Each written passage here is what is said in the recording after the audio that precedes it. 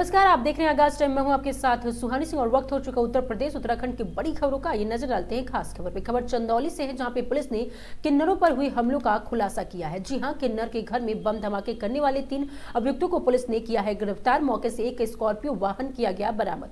अभियुक्तों ने धमाके के जरिए किन्नरों की हत्या करने का किया था प्रयास। पुलिस ने 3 अभियुक्तों के ऊपर BN के तहत मुकदमा दर्ज कर भेजा जेल। अभियुक्त मनोज कुमार और अभियुक्त विशाल चंदौली जिले के बलुआ थाना क्षेत्र के हैं निवासी। वही अभियुक्त मनीष बिहार राज्य के कैमूर जिले का निवासी बताए जा रहे हैं। 2 दिन पहले खुशबू किन्नर के घर पर अभियुक्तों ने बम से किया था हमला। धमाके में घर की एक दीवार हो गई थी धराशाही। बाल बाल बचे थे घर के अंदर सो रहे 1.5 दर्जन किन्नर। जी हां, पुलिस ने घटना के बाद मुकदमा दर्ज कर अग्रिम जांच की कार्य शुरू कर दिया है। बलुआ पुलिस के बता दें कि तिरगावा के समीप की मिली ये कामयाबी।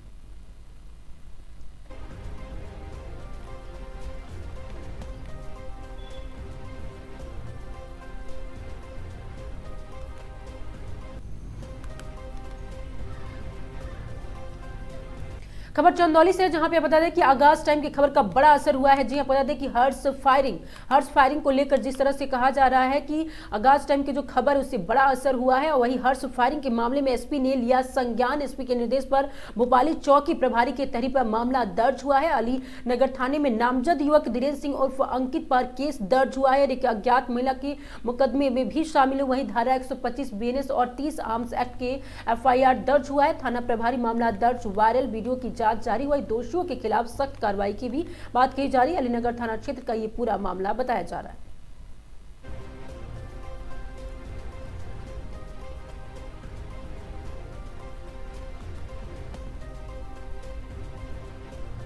खबर सिद्धार्थनगर से, जहां पे जनपद में दिल्ली से भी ज्यादा ठंड, फिर से स्कूल खुले हैं। वहीं जब तापमान 16 डिग्री था तब स्कूल बंद करने का आदेश जारी किया गया था। वहीं बताया जा रहा है कि जब तापमान गिरकर 10 डिग्री पर पहुंच गया है तब भी जनपद स्कूल खुले हुए हैं। सिद्धार्थनगर के इस बड़े कड़ाके की ठंड और शीतलहर की चपेट में है। मौसम की मार से सबसे अधिक छोटे बच्चे प्रभावित हो रहे हैं, लेकिन इसके बावजूद प्रशासन ने स्कूलों में अवकाश घोषित नहीं किया है। बताया जा रहा है कि जिले में चल रहे सांसद खेल महोत्सव के कारण स्कूली बच्चों की उपस्थिति को प्राथमिकता दी जा रही है। ऐसे में बच्चों को सुबह ठंड में स्कूल और खेल मैदान तक पहुंचना पड़ रहा है। विशेषज्ञ पहले ही शीतलहर के दौरान बच्चे और बुजुर्ग को अतिरिक्त सतर्कता बरतने की सलाह दे चुके हैं। बावजूद इसके प्रशासनिक फैसले सवालों के घेरे में है। बड़े सवाल यह है कि आयोजन बच्चों की सेहत से बड़ा हो गया है। अगर किसी बच्चे के साथ अनहोनी होती है तो जिम्मेदार कौन होगा? क्या प्रशासन दोहरे मापदंड अपना रहा है? जिला प्रशासन की चुप्पी बढ़ा रही है चिंता का विषय।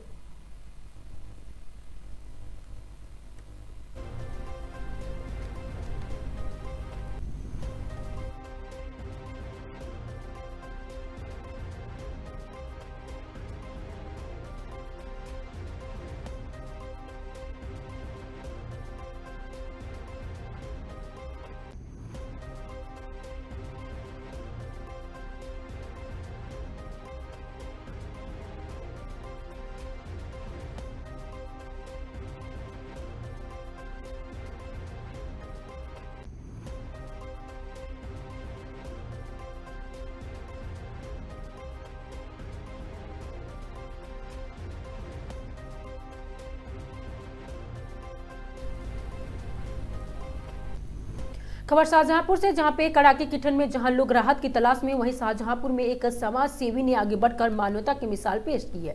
गुरु कृपा परिवार से जुड़े समाज सेवी संजय गुप्ता द्वारा महानगर में निःशुल्क चाय प्रसाद वितरण का अभियान शुरू किया गया है। पूरी आपको खबर दिखाते हैं। कड़ाके की ठंड के बीच गुरु कृपा परिवार से जुड़े समाज सेवी संजय गुप्ता पाइप वाले ने महानगर के विभिन्न क्षेत्रों में चाय प्रसाद वितरण की व्यवस्था की और आज महानगर के 5 स्थानों पर चाय प्रसाद के काउंटर लगाए गए, जहां हजारों की संख्या में लोगों के गर्म चाय और बिस्किट वितरित किए गए हैं। राहगीरों में, श्रमिकों और जरूरतमंदों के से पहल से ठंड से बड़ी राहत मिली है। स्थानीय लोगों का कहना है कि जो कार्य जनपद के जनप्रतिनिधियों को करना चाहिए वह आज समाज सेवी कर रहा है। संजय गुप्ता की इस पहल की पूरी महानगर की सराहना हो रही है। चाय प्रसाद के काउंटर लोगों के बीच चर्चा का विषय बन चुका है और लोग समाज सेवी की दुआएं दे रहे हैं। समाज सेवी संजय गुप्ता ने कहा कि ठंड का प्रकोप काफी बढ़ गया है, इसे देखते हुए हमने चाय प्रसाद वितरण शुरू किया है। बाबा की कृपा से ये सेवा पूरी शीतलहर पर लगातार जारी है। संजय गुप्ता ने बताया कि जरूरतमंदों की सेवा से उनका उद्देश्य है और आगे भी इस तरह के जनहित के कार्य जारी रहेंगे। कुल मिलाकर कड़ाके की ठंड संजय गुप्ता की यह पहल जरूरतमंदों के लिए राहत का सहारा बन रही है। शाहजहांपुर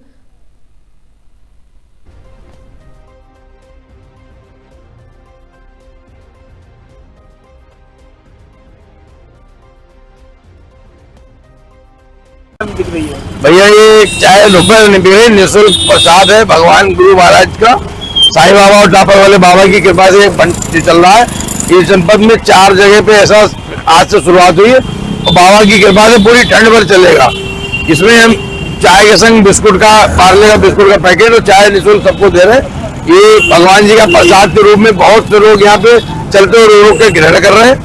और इसके बाद हमने लोगों से अनुरोध किया है कि जो यहाँ पे स्वच्छता बनाए रखने के लिए जो कप है या रैपर है इसको डस्टबिन में डाले, डस्टबिन में लोग डाल रहे हैं और चाय का भरपूर जो है प्रसाद का आनंद ले रहे हैं। और बाबा की कृपा से ये पूरे ठंड भर हम चलाने का पूरा हमारा मन है और उनकी कृपा रहेगी तो पूरे ठंड भर बढ़िया तरह से चलता रहेगा। एक यहाँ पे पॉइंट है, एक घंटाघर पे है, एक डिस्ट्रिक्ट हॉस्पिटल के सामने है और एक लाल इमली चौराहे के पास है।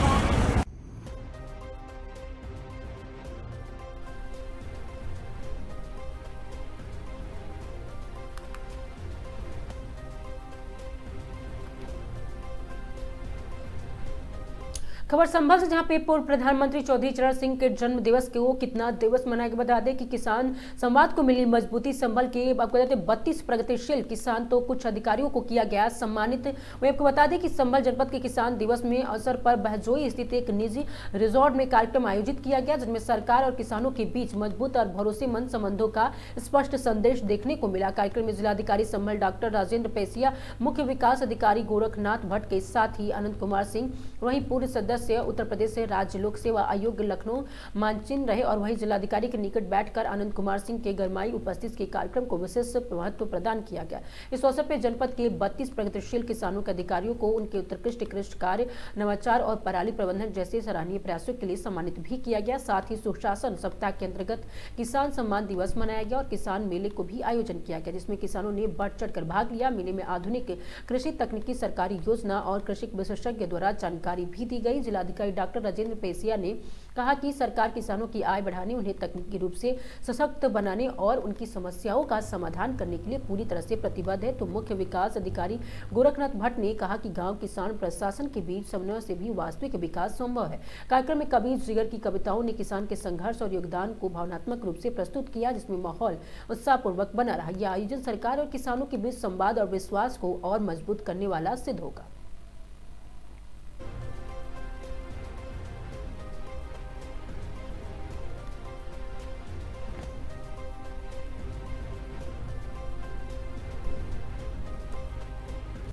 खबर ऋषिकेश से, जहां पे तीर्थ नगरी के बाल श्रम मुक्त बनाने दिशा में चल रहे अभियान के तहत श्रम विभाग के जिला टास्क फोर्स ने त्रिवेणी घाट पर आसपास के बाजार छापेमारी की। इस दौरान एक जूते की दुकान पर बाल श्रम करता हुआ किशोर पकड़ा गया। सहायक श्रम आयुक्त ने दुकानदार को बाल श्रम कराने पर फटकार लगाई और किशोर को रेस्क्यू किया। इसके अलावा कचरा बिन रहा 2 बच्चों के भी टीम ने रेस्क्यू किया। इन तीनों श्रम विभाग की टीम ने प्रदेश की CWC देहरादून के टीम के पास भेज दिया गया है, जहां इन तीनों को काउंसलिंग दी जाएगी और सरकार की ओर से मिलने वाली सुविधाओं को लाभ दिलाया जाएगा। सहायक श्रम आयुक्त दीपक कुमार ने बताया कि 31 दिसंबर तक ऋषिकेश के क्षेत्र को बाल श्रम मुक्त बनाना है और इसी कड़ी में यह कार्रवाई की जा रही है।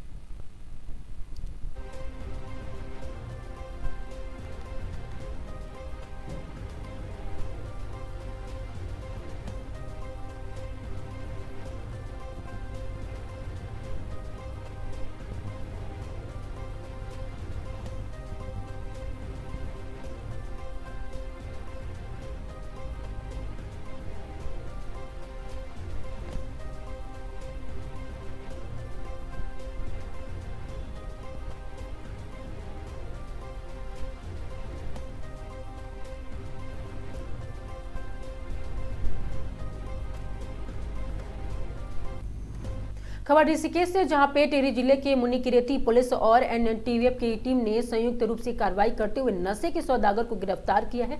इसके कब्जे से टीम के 1.5 किलो चरस बरामद की है। चरस की कीमत लगभग 3,50,000 रुपए बताई जा रही है। पुलिस कप्तान आयुष अग्रवाल ने इसे बड़ी सफलता पर संयुक्त टीम को शाबाशी दी है। पुलिस कप्तान आयुष अग्रवाल ने बताया कि मुख्यमंत्री पुष्कर सिंह धामी के ड्रग्स के फ्री देवभूमि के सपने को साकार करने की दिशा में पुलिस और NNTF की टीम ने भद्रकाली चौकी के निकट चेकिंग कर रही है और इस दौरान संदिग्ध को चेकिंग के लिए रोका गया है। तलाशी लेने पर उसके कब्जे से चरस बरामद हुए हैं। तस्कर की पहचान बुद्धि सिंह निवासी और मुनिकृति उत्तरकाशी के रूप में हुई है। जांच में पता चला है कि तस्कर पहले भी नरेंद्र नगर थाना क्षेत्र के तस्करी के आरोप में गिरफ्तार होकर जेल की हवा खा चुका है, जो कि फिलहाल जमानत लेने के बाद से फरार चल रहा है। आरोपी के खिलाफ NDPTS की धारा मुकदमा दर्ज कर लिया गया और उसके कोर्ट के आदेश पर जेल भेज दिया गया है। आरोपी को पकड़ने वाली टीम ने शामिल इंस्पेक्टर प्रदीप चौहान, भद्रकाली चौकी प्रभारी प्रदीप रावत और SOG प्रभारी ओमकांत भूषण को गुड जॉब के लिए शाबाशी भी दी गई है।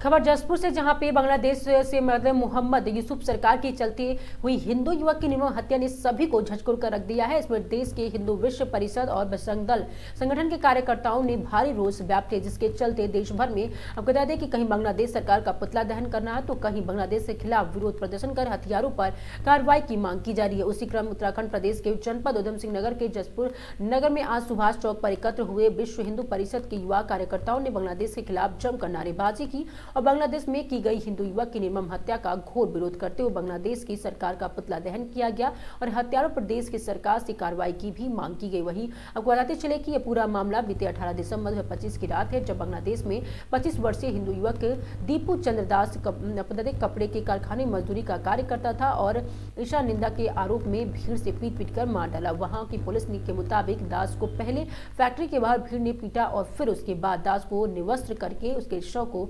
ढाका मेमन सिंह हाईवे पर पेड़ पर लटका दिया गया और बाद में उसे आग लगा दी गई।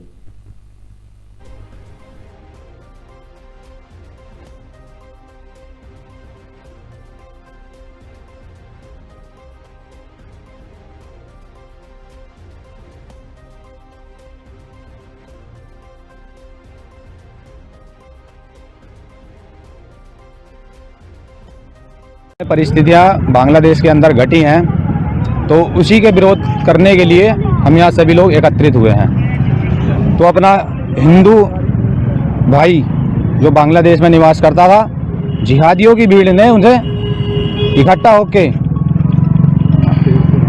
पेड़ से बांध के इसकी निहत्या कर दी, जिस सभी यहाँ एकत्रित हुए हैं। और प्रशासन ने, वहाँ की प्रशासन ने, सरकार ने कोई अभी एक्शन उसके द्वारा नहीं लिया है।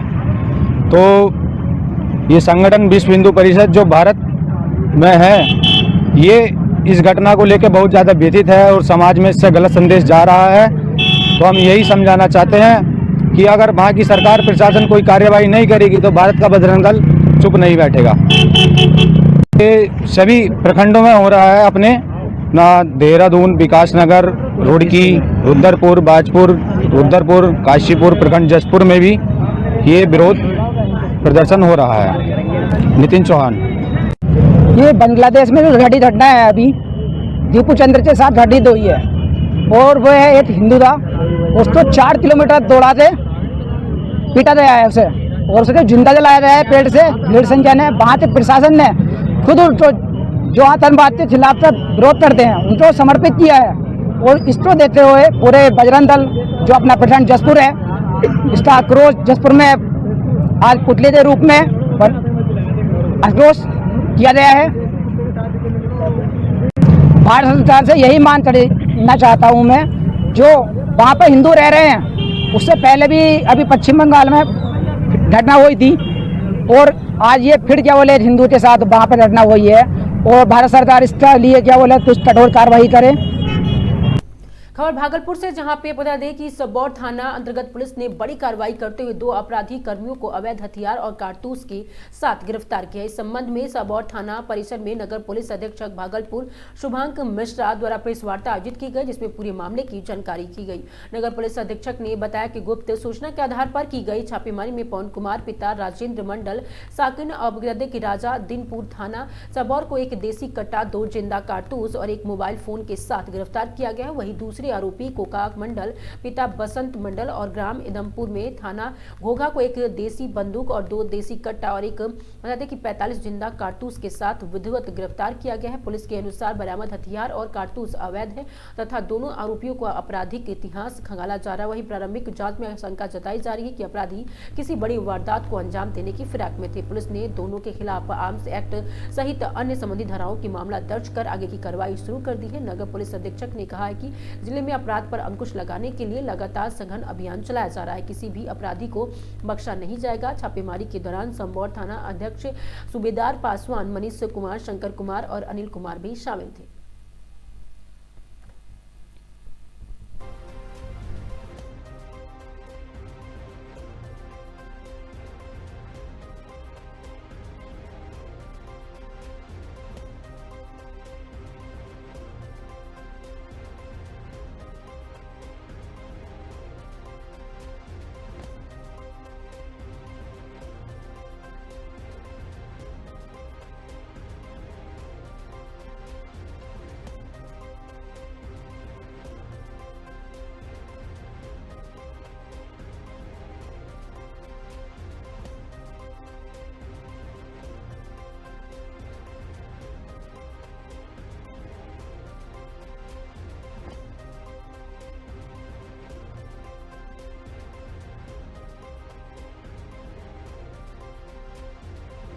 अंतर्गत सूचना मिल रही थी कि दियारा क्षेत्र में कई लोग आर्म्स रखे हुए हैं। 22 तारीख को पुख्ता सूचना मिली कि कुछ लोगों के घर पर अगर रेड की जाए तो आर्म्स मिल सकते हैं, तो वहाँ पर एसटीएफ टीम के साथ टीम बनाकर भागलपुर पुलिस ने छापेमारी करी रात को जाकर।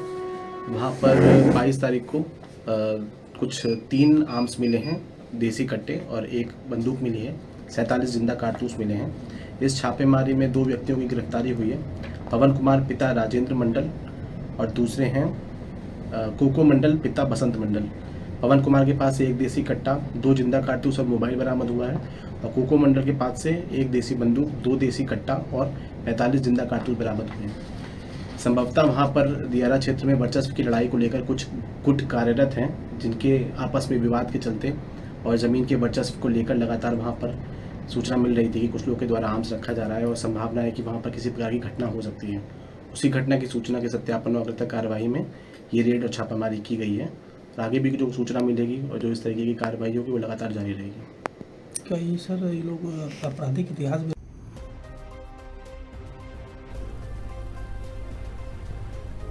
खबर भागलपुर से, जहां पे भागलपुर में सुल्तानगंज नगर परिषद सुल्तानगंज के सभागार में मुख्य पार्षद राजकुमार गुड्डू की अध्यक्षता में सम्मान बोर्ड की बैठक आयोजित की गई। इस बैठक में मुख्य अतिथि के रूप में कार्यपालक पदाधिकारी कृष्ण कुमार भूषण सिंह और उप मुख्य पार्षद नीलम देवी बैठे हुए थे। वहीं आपको बता दें कि वार्ड के पार्षद पदाधिकारी और कर्मचारी गण के साथ सम्मान बोर्ड की बैठक करते हुए 11 बिंदु पर विचार विमर्श करते हुए प्रस्ताव लिया गया, जिसे गत बैठक की संपुष्टि प्रधानमंत्री आवास योजना, कबीर अंत्योष्ठी जल नल योजना, सफाई कर्मी आवेदन पर विचार, वार्ड पार्षद के आवेदन पर विचार, मुक्ति धाम के निःशुल्क पर विचार, विज्ञापन 2025 के नियमावली पर विचार विमर्श करते हुए अन्य नए कार्यों पर विचार करते हुए प्रस्ताव लिया गया। इस दौरान वार्ड पार्षद रामानंद पासवान, विनोद रजक, विभूति कुमार विकल्प और कृष्ण कुमार, दैवती देवी, पंकज यादव, नवीन कुमार बन्नी, संजय चौधरी, शोमा देवी, सरिता देवी, रीता देवी, नाजमा खातून, सुभाष कुमार रानी देवी और एमएलसी प्रतिनिधि सन्नी कुमार, वस्तु विभाग की पदाधिकारी रुचिका कुमारी, टाउन प्लानर और सुषमा कुमार, टैक्स दरोगा गोपाल झा, प्रधान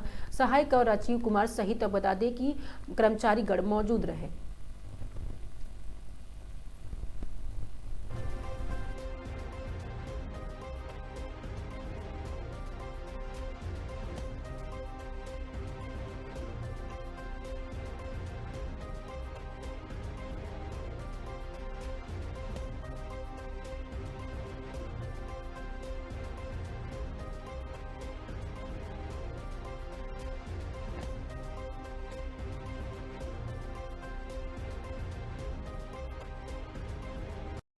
में क्या आज निर्णय लिया गया?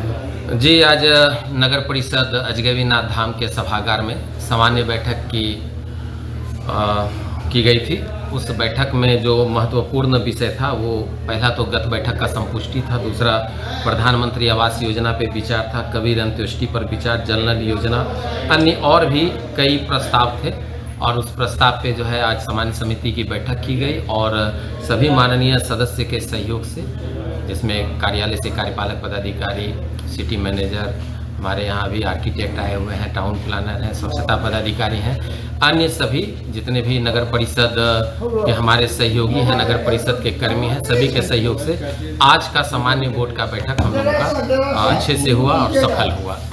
मुख्य प्रस्ताव क्या लिया गया आज की बैठक में? देखिए, इसमें प्रधानमंत्री आवास योजना पे विचार था। तो कुछ माननीय वार्ड पार्षद की शिकायतें थी कि सूचीबद्ध तरीके से जो है आवास योजना का क्रियान्वयन नहीं किया जा रहा है। तो ये सदन के द्वारा निर्देशित किया गया, कार्यपालक पदाधिकारी के द्वारा ये निर्देश दिया गया कि सभी वार्ड पार्षद को, जो भी हमारे माननीय वार्ड पार्षद हैं, तो जो आवास योजना की सूची है और जिनका प्रथम किस्त, द्वितीय किस्त या तृतीय किस्त जो भी है, उसका जो है एक सूची जो है माननीय पार्षद को उपलब्ध करा दिया जाए और माननीय पार्षद से भी यह सहयोग लिया जाए कि आवास योजना में कोई परेशानी नहीं हो। दूसरा विषय था कबीर अंत्येष्टि पर विचार। तो कबीर अंत्येष्टि पर जो विचार का प्रस्ताव था, तो कई वार्डों में जो है कबीर अंत्येष्टि की जो राशि है वो लंबित चल रही थी। तो जिसका आज जो है सामान्य बोर्ड की बैठक में एक प्रस्ताव लिया गया कि जो भी लंबित राशि है उसका अतिशीघ्र भुगतान कर माननीय पार्षद को 3 अग्रिम किस्त जो है वो उपलब्ध करा दी जाए, जिससे कि ऐसे परिवार जो बीपीएल के अंतर्गत आते हैं, जिनके यहाँ किन्हीं का निधन हो गया, उनको तत्काल जो है अतिशीघ्र जो है माननीय पार्षद के द्वारा कबीर अंत्येष्टि की राशि जो है वो उपलब्ध करा दी जाए। उसके बाद जल नल योजना के अनुरक्षण पे विचार था। तो नगर परिषद अजगैबीनाथ धाम के कई पंप ऑपरेटर के द्वारा जो है एक आवेदन प्राप्त था, जिसमें उनके द्वारा यह लिखित रूप में आवेदन दिया गया था कि वो जब से कार्यरत है संवेदक के द्वारा उनको किसी भी प्रकार की राशि प्रदत्त नहीं है जो पारिश्रमिक होती है। तो चूंकि यह जांच का विषय है, कई फाइल को जब देखा गया, मेरे द्वारा अध्ययन किया गया, तो उसमें यह रिटेन में लिखा गया था संवेदक के द्वारा कि नगर परिषद से उनको नौकरी दी जाएगी। तो कहीं ना कहीं इसमें कुछ गड़बड़ी है, तो यह जांच का विषय है, जांच करा लिया जाएगा। अभी जो विभाग से निर्देश आया है, उस निर्देश के आलोक में हमारा एनआईटी हुआ है जो 24 या 25 को पूर्ण होगा। उस एनआईटी के आलोक में जो है जो भी टेंडर धारक होंगे उनके द्वारा जो लघु मरम्मती होगा, बृहत मरम्मती होगा और पंप ऑपरेटर का जो भी पारिश्रमिक होगा उसका भुगतान होगा। इसके बाद विज्ञापन नियमावली 2025 पर विचार था, तो वो कार्यालय से एक फॉर्म था, उसको माननीय सदस्य को अवगत कराते हुए उस कार्य को किया गया।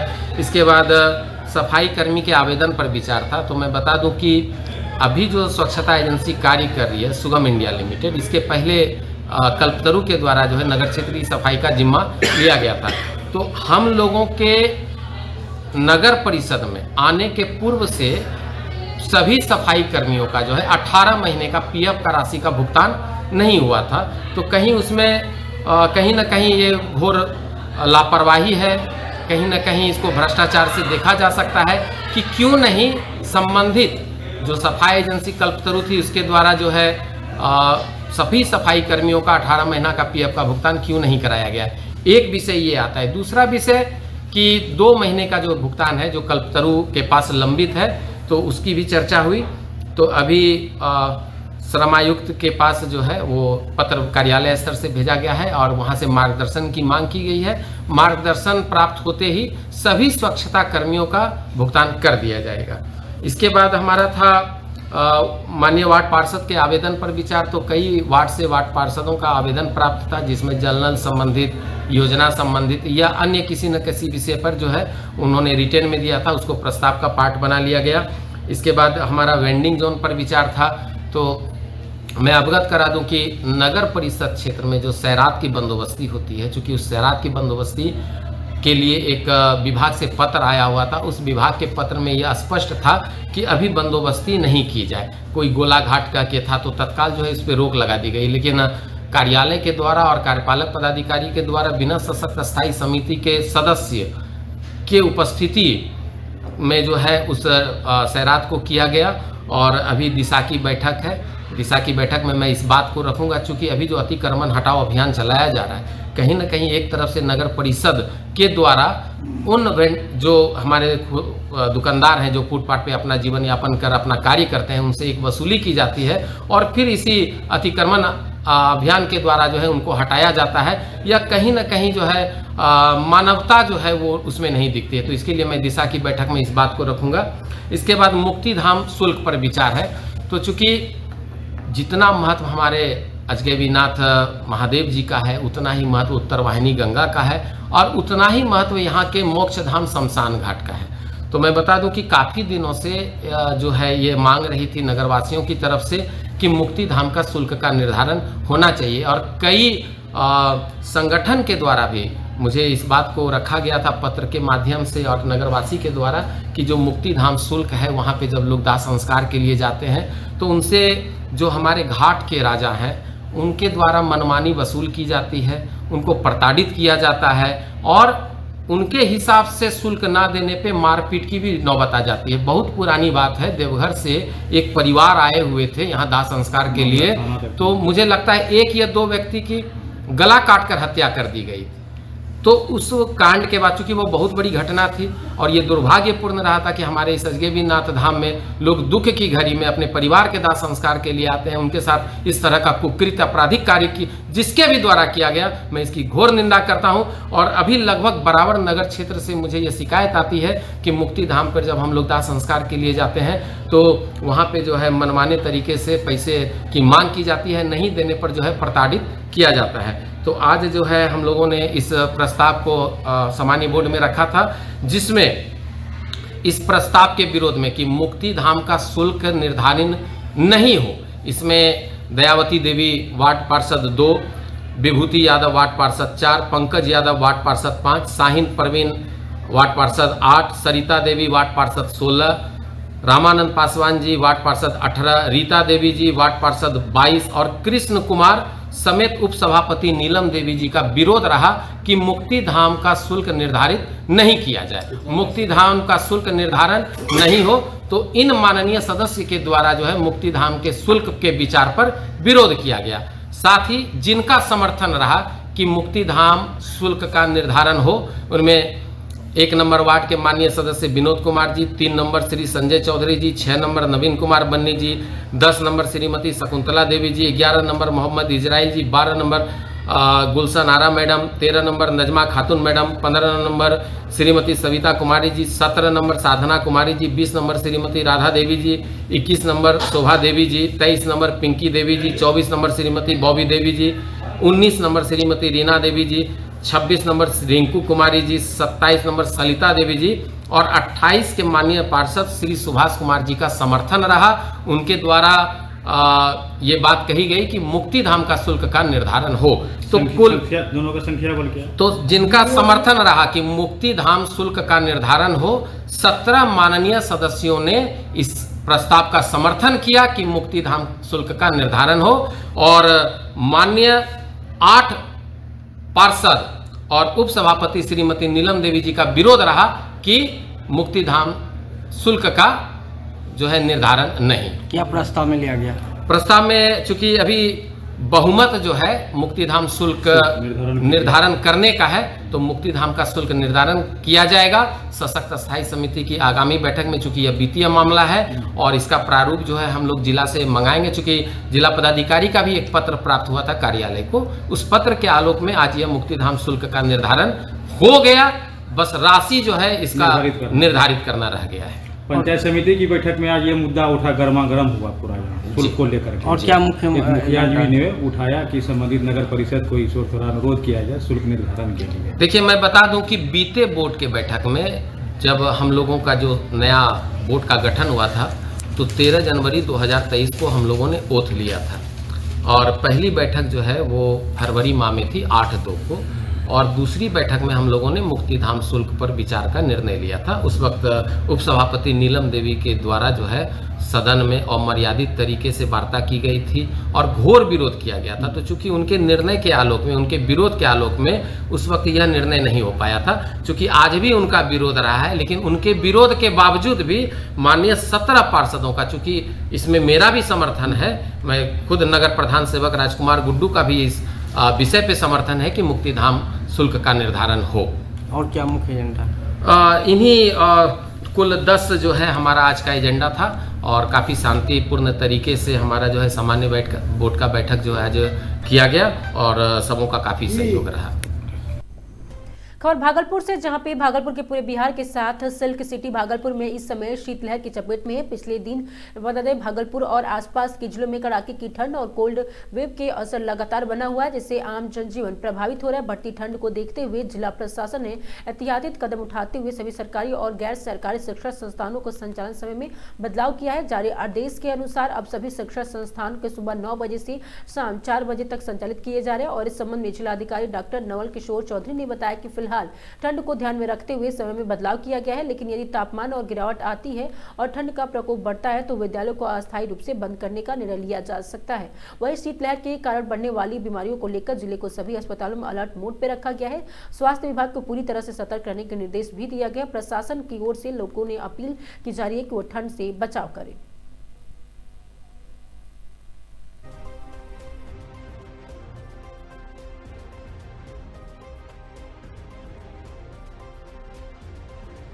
का मौसम खुला है तो हम लोग अभी मैक्सिमम ये 9 बजे से पहले स्कूल खास करके छोटे बच्चों के लिए अभी मना किया हुआ है। उसी पद्धति पे हम लोग अभी कंटिन्यू करेंगे।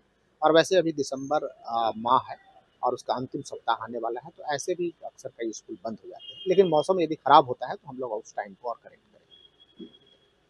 ठीक है जी हाँ, पूरा एकदम गर्म वगैरह कपड़ा पहने हुए। हाँ, जैसा कि देख रहे हैं अभी मौसम है ऐसा और हम लोग को गर्म कपड़े को रखते हुए आगे बढ़ना भी है, तो इसी वजह से हम लोग गर्म कपड़े, इतने जैकेट वगैरह, सर पे टोपी लेकर के निकले हुए हैं। पूरा सेफ्टी से चल रहे हैं। जी हाँ, मौसम भी एकदम शीतलहर जैसा है। जी जी। कहाँ जा रहे हैं? अभी हम लोग मधुबनी जा रहे हैं। क्या नाम? खबर भागलपुर से, जहां पे बोले कि सिल्क साड़ी भागलपुर में ठंड प्रचंड है। ठंड और कोहरे ने आम जनजीवन को पूरी तरह से अस्त व्यस्त कर दिया। पिछले 2 दिन से सिल्क सिटी शीतलहर में चपेट में है और वहीं दिन में जहां पछुआ हवा के कारण कनकी बढ़ रही है, तो वहीं शाम में घना कोहरे के साथ ठंड बढ़ने लगती है। ऐसे में ठंड से बचने के लिए लोगों को आग का सहारा लेना पड़ रहा है। शहर के चौक चौराहे काफी संख्या में लोग एकजुट होकर अलाव ताप कर ठंड से बचने का प्रयास कर रहे हैं। मौसम विभाग की माने तो भागलपुर और आसपास के जिलों में सर्दी और भी बढ़ेगी और वहीं जिला प्रशासन ने लोगों से सावधानी बरतने की भी अपील की है।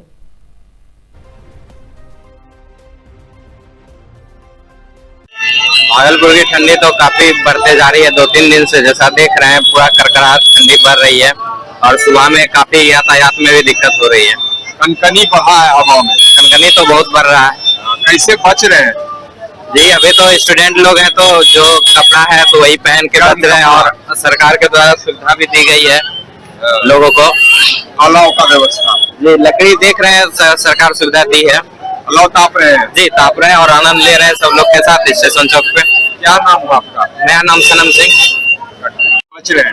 जी, अभी के दिनों में 2-3 दिन से तो ठंड बढ़ चुकी है और कनकनी सी हो गई है। अभी गर्म कपड़ा यूज कर रहे हैं और आग लग रहा है तो उसको सेक रहे हैं। अलाव ताप रहे हैं? हाँ, अलाव ताप रहे हैं। सावधानी बरत रहे हैं आप लोग जिस तरह से ठंड बढ़ा है? जी जी हाँ, सावधानी बरत रहे हैं और धूप अभी बहुत कम निकल रही है। परेशानी हो रही है? परेशानी तो हो रही है। यातायात सेवा में इधर बाहर मार्केट इधर निकलने में या फिर ट्यूशन क्लास ये सब जाने में परेशानी बढ़ी है। जी, परेशानी। क्या नाम हुआ आपका? जयदीप कुमार।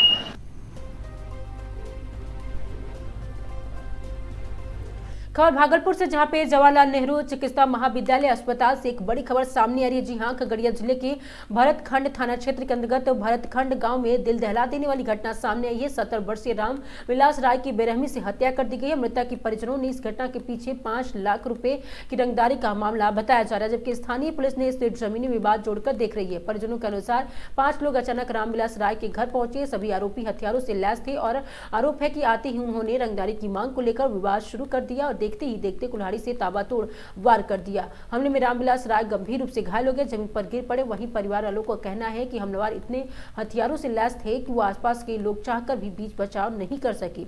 हमले के बाद आरोपी मौके से फरार हो गए। स्थानीय लोगों की मदद से गंभीर रूप से घायल रामविलास राय को आपको कहते हैं कि भागलपुर जिले के मायागंज अस्पताल ले जाया गया, जहां डॉक्टरों ने उन्हें मृत घोषित कर दिया। घटना के बाद पूरे गांव में दहशत का माहौल है। मृतक के घर में मातम पसरा हुआ है, परिजनों का रो रो के बुरा हाल है।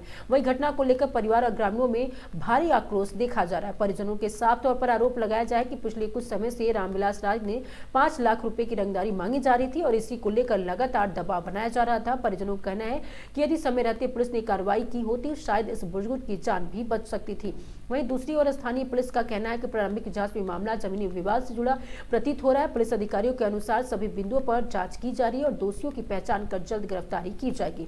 फिलहाल भरतखंड थाना पुलिस ने शव को कब्जे में लेकर पोस्टमार्टम के लिए भेज दिया है और मामले की जांच शुरू कर दी है। पुलिस का कहना है कि परिजनों के बयान, स्थानीय लोगों की जानकारी और तकनीकी साक्ष्यों के आधार पर आगे की कार्रवाई की जाएगी। अब देखने वाली बात यह होगी कि पुलिस इस मामले की रंगदारी के आरोप को कितनी गंभीरता से लेती है और कब तक आरोपी को गिरफ्तार कर पीड़ित परिवार को न्याय दिला पाती है।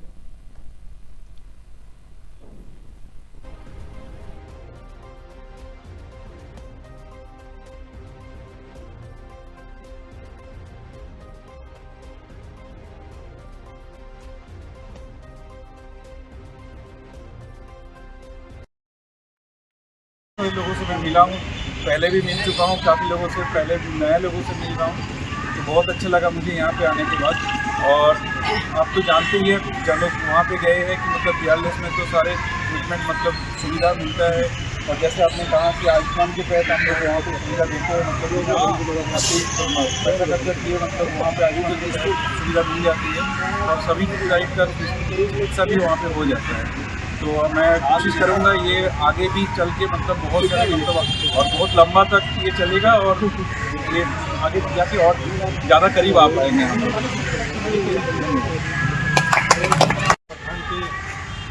इस अस्पताल में हमारे बड़े भाई डॉक्टर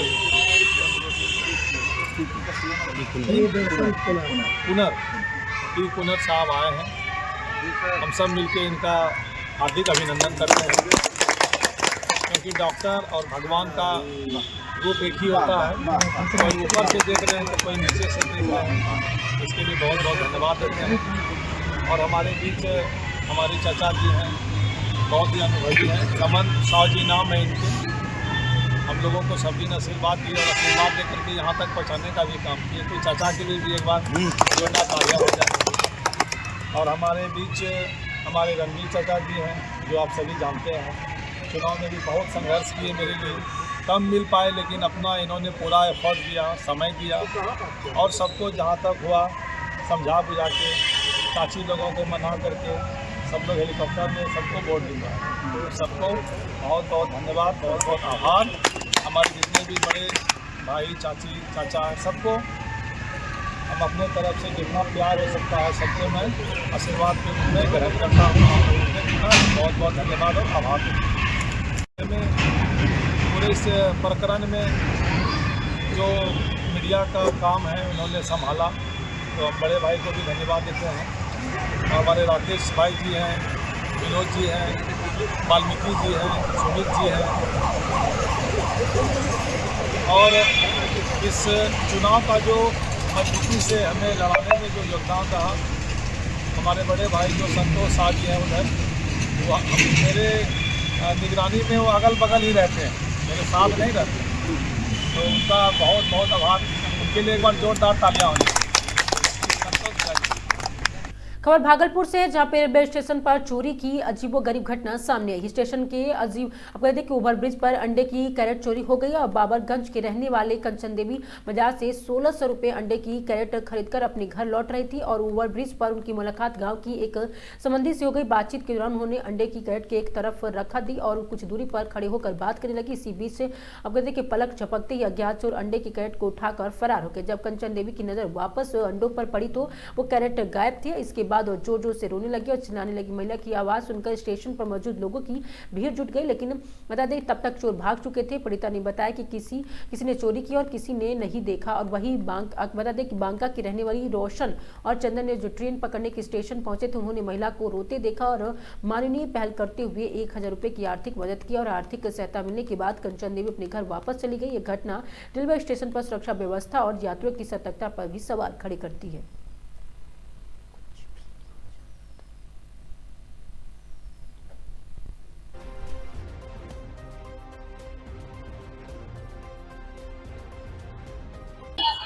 हम भी घर में बैठे थे, दरवाजे पे ही गैया बच्चा दिया था, हम भी गैया के पास बैठे थे। इसी बीच में जो है चंदन कुमार, बगल के ही है भरतखंड गांव के, चंदन कुमार, कमल कुमार, विष्णुदेव चौधरी, विनोद चौधरी, शंभू चौधरी, ये पांचों लोग जो है दरवाजे पर आया और मेरे बड़े पापा जो है उनको बोलने लगा कि 5 लाख रुपया दो, तुम बहुत BCCL में कमाया है, गाड़ी गलौज करते हुए। हम वहीं गैया दूर रहते, तो कमल कुमार जो है हथियार लेके मेरे पास जाके कनपट्टी में सटा के खड़ा हो गया कि तुम उठेगा तो गोली मार देंगे। हम क्या करते, हम तो वहां पे बैठे हुए थे। बेचारा जब तक विरोध करने लगे तब तक मैं तो जो है चंदन कुमार नाम का है, तो वो जो है मेरे बड़े पापा के ऊपर कुल्हाड़ी से हमला कर दिया। जब तक मेरे बड़े पापा संभल पाते तब तक जो है पांचों मिल के उनको पकड़ के रगड़ दिए। उसके बाद जो है मेरे चाचा थे, ये चाचा है, इनको भी सबने मतलब इतना पीटा कि जब तक बेहोश नहीं हो जाए। तब जब मारने पीटने के बाद जो है वो लोग कहते हुए चला गया भाई 5 लाख तुम दे दो, नहीं तो पूरे परिवार को जान से मार देंगे। चला गया। जब सब चला गया तो फिर हम वहां से उठे, बड़े पापा को उठाए, छिट्टा उट्टा पानी का दिए, होश हो गया। लेके थाना गए हम लोग, जो मतलब प्रोसेस होता है। उसके बाद थाना गए तो थाना पे बोला गया कि भाई पहले उपचार करवाइए। थाना पे हम 5 मिनट बैठे। उसके बाद सदर अस्पताल है प्रवक्ता प्राथमिक स्वास्थ्य केंद्र, वहां लेके गए, जो भी ट्रीटमेंट था वहां हुआ। उसके बाद हम लोग मायागंज आए, मायागंज से भी जो भी हुआ हम लोग फिर प्राइवेट में लेके गए। फिर कोई ऑप्शन नहीं था, फिर सर यहाँ लेके आए। फिर आपके सामने हाल है, बाकी अब जो प्रशासन कार्रवाई करे। घटना होने का कारण क्या? घटना होने का कारण बस यही रंगदारी है, कुछ नहीं है घटना होने का कारण। मतलब ऐसे प्रशासन या जो आम लोग है ना उसको जमीन विवाद बता रहा है, लेकिन उसमें कोई लेना देना नहीं। हमारे पास कोर्ट का नोटिस है, कागज है, जजमेंट है, सारा चीज क्लियर है। जमीन विवाद का कोई मतलब ही कहीं नहीं है। ये 5 लाख रुपए का रंगदारी मांगने का आरोप लगा। जी हाँ, रंगदारी मांगने का आरोप है। मेरे बड़े पापा से जो है सारा पैसा उसा थे, सोने का चैन वगैरह, वो जो है विष्णुदेव चौधरी, विनोद चौधरी सब जब इससे निकाल भी लिए थे। मैंने FIR में लिखा हुआ है उसको। ठीक है, FIR वगैरह कर चुके हैं आप? हाँ, FIR हम थाना भरतखंड में की है। अभी तक पुलिसिया का कार्रवाई कुछ नहीं था, वैसे नॉर्मल था अभी तक। हम लोग पहले पेशेंट को देखते, उसके बाद तो प्रशासन का कार्रवाई था ही, लेकिन वैसा नहीं था जो होना चाहिए था। कितने बजे मृत्यु हुई इनकी यहाँ? अभी तो लगभग सर 8 बजे के लमसम, हाँ 8:15 बजे के आसपास। किस गांव की घटना है ये? भरतखंड गांव है, भरतखंड थाना, प्रखंड प्रवक्ता, गोगड़ी अनुमंडल, खगड़िया जिला। आप कौन? हम उनके भतीजा हुए। उनका नाम क्या? रामविलास राय। ये पूर्व में BCCL में जॉब करते थे, धनबाद में जी, रिटायर्ड थे। थाना कौन है आप? भरतखंड था। खबर भागलपुर से, जहां पे बताया शीतलहर के बीच भागलपुर समेत पूरे क्षेत्र में घने कोहरे और धुंध का असर अब लंबे की रेलवे परिचालन पर साफ तौर पर देखने को मिल रहा है। दूसरे राज्यों में प्रदेशों में आने वाली लंबी दूरी की ट्रेनों पर निर्धारित समय से काफी विलंब से भागलपुर रेलवे स्टेशन पर पहुंच रही ट्रेनों के लेट होने से यात्रियों की भारी परेशानियों का सामना करना पड़ा है। ठंड के बीच यात्रियों को प्लेटफॉर्म पर घंटों इंतजार करना पड़ा है, जिससे बुजुर्ग, महिला और बच्चे सबसे ज्यादा प्रभावित हो रहे। यात्रियों का कहना है कि लगातार बढ़ रही धुंध और कोहरे के कारण ट्रेनों से रफ्तार बेहद धीमी कर दी गई। सुरक्षा को ध्यान में रखते हुए ट्रेन रेंगते हुए अपने गंतव्य की ओर बढ़ रही है, जिसका सीधा असर समय सारणी पर पड़ रहा है। मौसम की यही स्थिति बनी रही तो आने वाले दिनों में भी रेल यात्रियों की मुश्किलें बढ़ सकती है। रेलवे प्रशासन की नजर हालत पर बनी हुई है।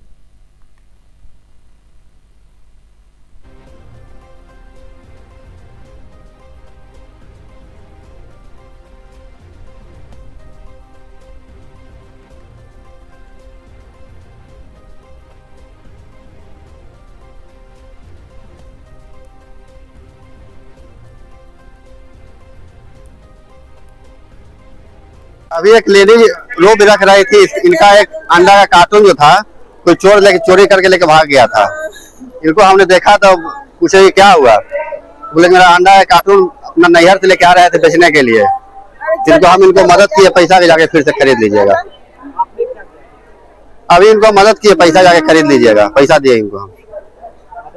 हाँ हम आ रहे थे बांका से, पटना जाना था। मेरा नाम रोशन कुमार हुआ। बैठा था ये लोग अंडा धरे, हम सोचे कि तुरंत इधर जाएंगे और फिर उधर गए, खाली उसको भेंट करने के लिए उसको उठा लिया। कार्टून मेरा अंडा का कार्टून था, 1600 रुपया भैया, ज्यादा नहीं था। क्या नाम है आपका? अंजन देवी। कहाँ से आए थे भैया? सही से बोल लीजिए। आए थे नैरा से। हम सोचे कि मेरा बच्चा क्या खाएगा, पैसा भैया ने दिया, कम हुआ था मेरा 1500 का भैया ने 1600 रुपया। कहाँ से खरीद के आ रहे? जयपुरिया से। अच्छा, बगल से। लेके जाना कहाँ था? लेके जाना कहाँ था? जाना था भैया। जिसने लेके गया देखे क्या उसको? नहीं भैया नहीं देखे, हम गली से खाली लपक झप के उधर, मेरा गांव का आदमी है, बस उतने में उठा इधर घूरे तो देखे।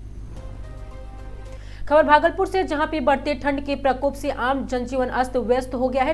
बता दें कि तेज पछुआ हवा के कारण कनकी बढ़ गई है। कनकी अब भागलपुर में जिला प्रशासन और नगर निगम लापरवाह बना हुआ है। अब तक चौक चौराहे पर ठंड से बचने के लिए जरूरतमंदों के लिए किसी भी तरह के अलाव की कोई व्यवस्था नहीं की गई है। सिर्फ स्टेशन के समीप एक जगह अलाव की व्यवस्था की गई है, जो नाकाफी साबित हो रहा है। जबकि ठंड की मार सबसे ज्यादा रिक्शा चालक और दिहाड़ी मजदूर करने वाले लोग झेल रहे हैं। परेशान रिक्शा चालक और मजदूर कूड़ा चुनकर अलाव जलाकर आग तापने के मजबूर दिख रहे हैं। वहीं कूड़ा जलाकर शरीर को गर्म करने का प्रयास करते हुए दिख रहे हैं। रिक्शा चालक और मजदूर जिला प्रशासन और नगर निगम प्रशासन से प्रत्येक चौक चौराहे पर अलाव जलाने की भी बात कहे जा रहा है।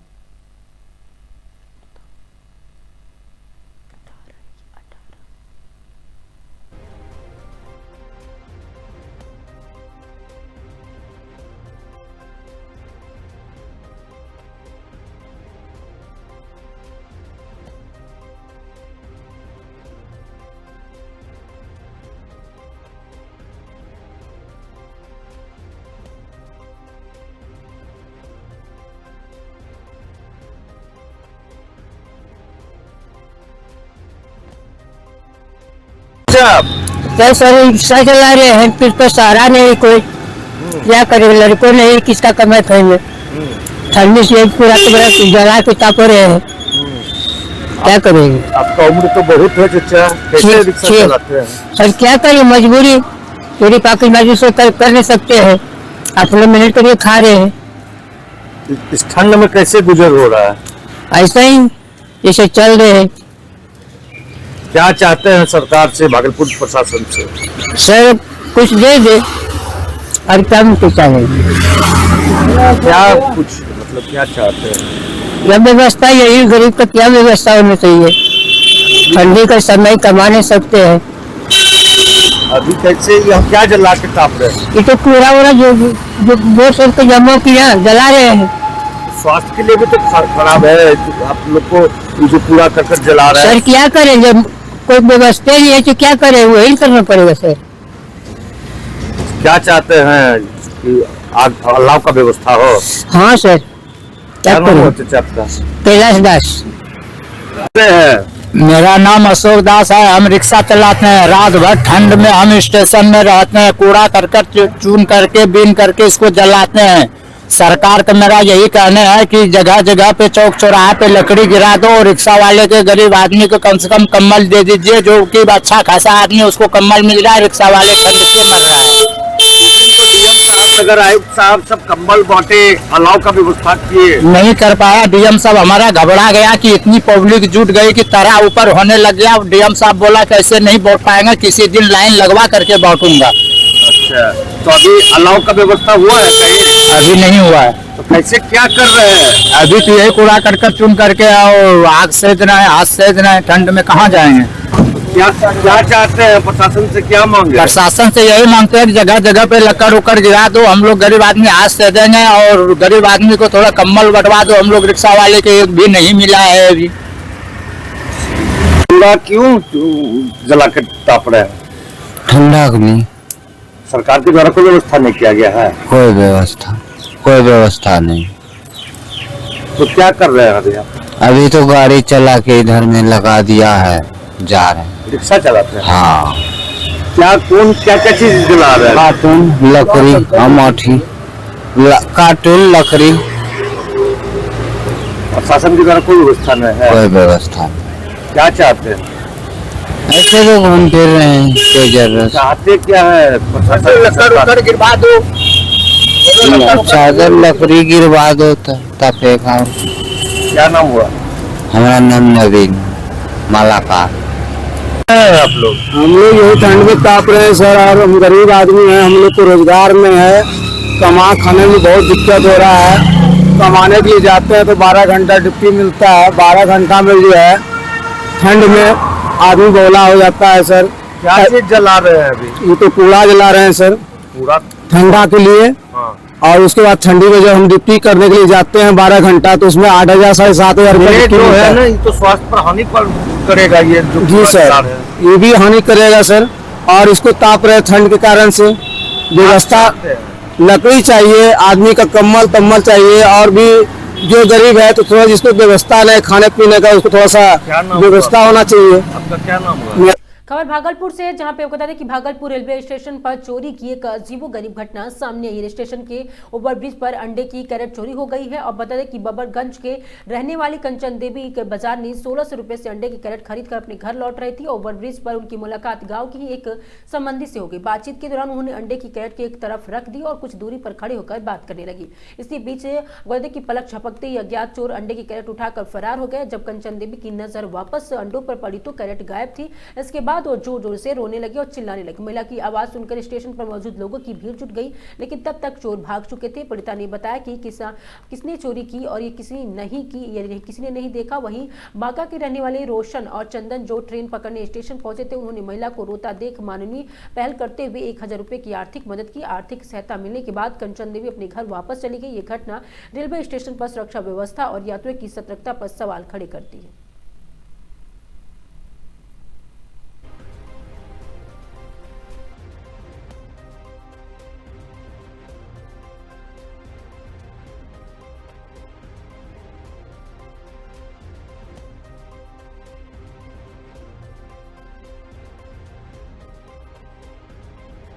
अभी एक लेडी लोग रख रही थी, इनका एक अंडा का कार्टून जो था कोई चोरी करके लेके भाग गया था। इनको हमने देखा तो पूछे कि क्या हुआ, बोले मेरा अंडा का कार्टून अपना नैहर से लेके आ रहे थे बेचने के लिए। जिनको हम इनको मदद किए, पैसा के जाके फिर से खरीद लीजिएगा। अभी इनको मदद किए, पैसा जाके खरीद लीजिएगा, पैसा दिए इनको हम। हाँ, हम आ रहे थे बांका से, पटना जाना था। मेरा नाम रोशन कुमार हुआ। बैठा था, ये लोग अंडा धरे, हम सोचे कि तुरंत इधर जाएंगे और फिर उधर गए, खाली उससे भेंट करने के लिए भी उठा लिया कार्टून मेरा। अंडा का कार्टून था, 1600 रुपया भैया, ज्यादा नहीं था। क्या नाम है आपका? कंचन देवी। कहाँ से आए थे? कहाँ से आए थे भैया? सही से बोल लीजिए। आए थे नैरा से। अब सोचे कि मेरा बच्चा क्या खाएगा, पैसा भैया भी दिया, कम हुआ था। 1500 का भैया ने 1600 रुपया। कहाँ से खरीद के आ रही थी? देवरिया से। अच्छा, बगल से। लेके जाना कहाँ था? लेके जाना कहाँ था? जाना था भैया। जिसने लेके गया देखेगा उसको? नहीं भैया, नहीं देखे। हम जरी से खाली लपक झप के उधर, मेरा गांव का आदमी है, बस उतने में उठा, इधर घूरे तो देखे। खबर भागलपुर से, जहां पे बता दें कि भागलपुर में शीतलहर के बीच भागलपुर समेत पूरे क्षेत्र में घने कोहरे और धुंध का असर अब रेलवे परिचालन पर भी साफ तौर पर देखने को मिल रहा है। दूसरे राज्यों और प्रदेशों से आने वाले लंबी दूरी की ट्रेन पर निर्धारित समय से काफी विलंब से भागलपुर रेलवे स्टेशन पहुंच रही है। ट्रेनों के लेट होने से यात्रियों को भारी परेशानियों का सामना करना पड़ रहा है। ठंड के बीच यात्रियों को प्लेटफॉर्म पर घंटों इंतजार करना पड़ा, जिससे बुजुर्ग, महिलाएं और बच्चे सबसे ज्यादा प्रभावित हो रहे हैं। यात्रियों का कहना है कि लगातार पड़ रही धुंध और कोहरे के कारण ट्रेनों में रफ्तार बेहद धीमी कर दी गई है। सुरक्षा को ध्यान में रखते हुए ट्रेन रेंगते हुए अपनी गंतव्य की ओर बढ़ रही है, जिसका सीधा असर समय सारणी पर पड़ रहा है। मौसम की स्थिति बनी रही तो आने वाले दिनों में रेल यात्रियों की मुश्किलें बढ़ सकती है। रेलवे प्रशासन की नजर हालात पर बनी हुई है।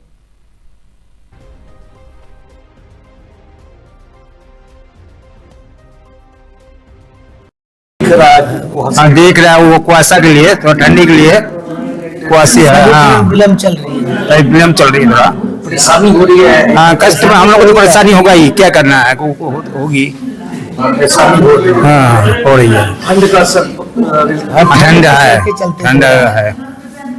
विजय कुमार गुप्ता। गाड़ी आगे दिख नहीं रहा है, रास्ता भी नहीं दिख रहा है, कुछ नहीं दिख रहा है। इस तरह हाँ यात्रा करना है, कहाँ जाना है? अभी जो है दिल्ली जाएंगे, आनंद विहार। ट्रेन के परिचालन पर भी असर दिख रहा है। हाँ ट्रेन जो है गाड़ी लेट चल रहा है सर, बहुत सर लेट। बरौरा जाना है, काफी कितना प्रभाव पड़ता है? बहुत ज्यादा ठंडी है, बहुत ज्यादा कुहासा है, इसी वजह से ट्रेन भी लेट है। फरक्का एक्सप्रेस सुबह 5:30 बजे टाइम था, अभी तक आई नहीं है। कई घंटे बिना ट्रेन चल रही है। जी जी जी, लगभग 5 घंटे लेट है ट्रेन। हमको हरिद्वार जाना है तो 11:55 में विक्रम सेवा ट्रेन है। लेकिन अभी परिचालन पर असर दिख रहा है। जी एकदम बिल्कुल, बहुत ज्यादा ठंड है। जाना है हमको तो दिल्ली जाना है। ट्रेन का क्या स्थिति है? ट्रेन का तो स्थिति लेट ही लेट है, मैं क्या कर सकता हूँ और आप क्या कर सकते हैं। जो लेट किया अब कोहरे के कारण लेट है। ठंड तो आई, ठंड के चलते ही मतलब कि लेट विलम्ब हो रही है गाड़ी, और क्या यही सब चल रही है, सब गाड़ी लेट आ रही है, कोई लेट आ रही है, कोई जा रही है लेट। उत्तर प्रदेश उत्तराखंड खबरों में आज के लिए सिर्फ इतना ही। देखते रहिए आगाज टाइम।